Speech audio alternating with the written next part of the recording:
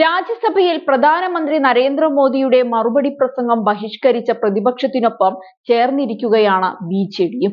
ഇതോടെ ബിജെപിക്ക് താങ്ങായി നിന്ന ബിജെഡി ഇനി എന്ത് തീരുമാനമെടുക്കുമെന്ന് കണ്ടുതന്നെ അറിയണം.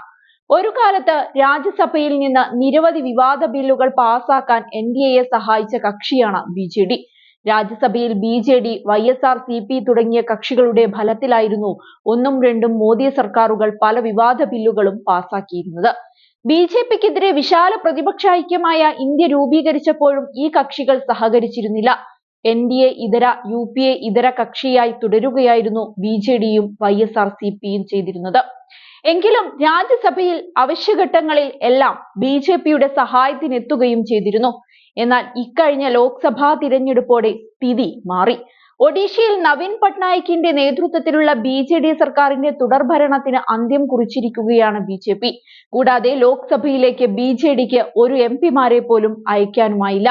ആന്ധ്രയിലെ YSR-CPയുടെ തുടർഭരണത്തിന് അന്ത്യം കുറിച്ചത് TDP, ജനസേന, BJP കൂട്ടുകെട്ടാണ്. എങ്കിലും സ്പീക്കർ തിരഞ്ഞെടുപ്പിൽ YSR-CP BJP സ്ഥാനാർത്ഥിയെ പിന്തുണച്ചിരുന്നു. എന്നാൽ നിലവിൽ പാർലമെന്റിൽ രാജ്യസഭയിൽ മാത്രം സാന്നിധ്യമുള്ള ബിജെഡി BJP വിരുദ്ധ പക്ഷത്തായിരിക്കും എന്ന വ്യക്തമായ സൂചനയാണ് ആദ്യ സമ്മേളനത്തിൽ തന്നെ നൽകുന്നത്. പ്രധാനമന്ത്രി നരേന്ദ്രമോദിയുടെ മറുപടിക്കിടെ പാർട്ടിയുടെ 9 MP-മാരും പ്രതിപക്ഷത്തിന്റെ വാക്കൌട്ടിനൊപ്പം ചേരുകയായിരുന്നു. മുൻ UPA അധ്യക്ഷ സോണിയാഗാന്ധിക്കെതിരെ പ്രധാനമന്ത്രി നടത്തിയ പരാമർശമാണ് പ്രതിപക്ഷ വാക്കൌട്ടിന് കാരണമായത്.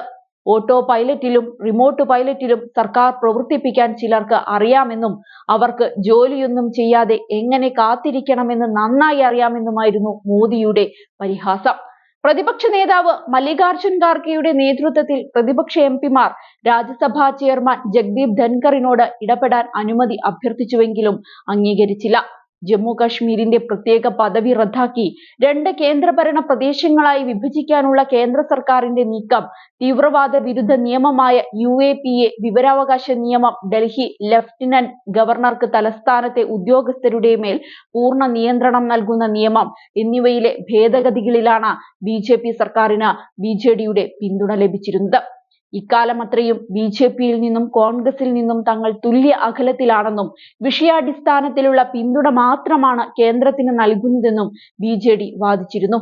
എന്നാൽ തിരഞ്ഞെടുപ്പ് ഫലത്തിന് പിന്നാലെ BJDയുടെ 9 രാജ്യസഭാ MP-മാരോടും ഊർജ്ജസ്വലവും ശക്തവുമായ പ്രതിപക്ഷമായി ഉയർന്നുവരാൻ പട്നായിക് ആവശ്യപ്പെടുകയായിരുന്നു.